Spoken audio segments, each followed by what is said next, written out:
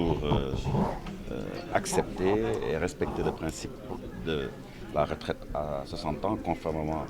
à la décision qui a été prise par le chef de l'État, le président Macky Sall. Mais nous avions dans le secteur de l'hôtellerie signé un accord de branche pour fixer l'âge de la retraite à 58 ans en attendant d'en faire l'évaluation pour des raisons de pénibilité liées au secteur de l'hôtellerie. Parce que vous savez, à 60 ans, il est difficile d'être valet de chambre, à 60 ans, il est difficile de courir. Et donc, nous avions en concertation avec les syndicats de travailleurs de l'hôtellerie décidé de faire une évaluation au bout de 3 ans, ce qui a été fait. Et d'un commun accord, dans un esprit consensuel, nous avons décidé qu'à partir du 1er janvier 2020, la retraite était fixée à 60 ans dans tout le secteur de l'hôtellerie.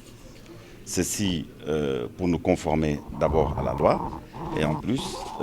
nous avons été, comme vous le savez, toutes ces dernières années interpellés d'ailleurs à plusieurs reprises par le chef de l'État, gentiment sur la nécessité pour le secteur de l'hôtellerie de se joindre effectivement à tous les autres secteurs d'activité économique au Sénégal pour uniformiser l'âge de la retraite, ce qui est fait. Et je peux vous dire que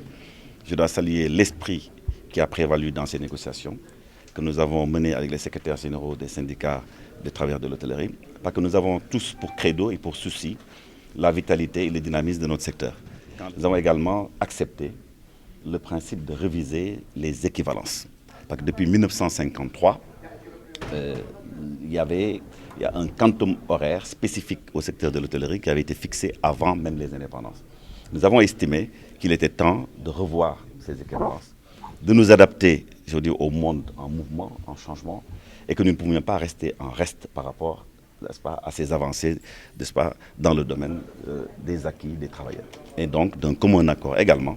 nous avons décidé de saisir la tutelle technique, en l'occurrence le ministère du Travail, sous son égide pour pouvoir pour revoir ce système d'équivalence, je veux dire, en vigueur depuis 1953. Et je crois que là aussi, les syndicats de travailleurs ont salué, je veux dire, cette décision du patronat qui a accepté effectivement qu'on mette ça sur la table et qu'on puisse réviser ça.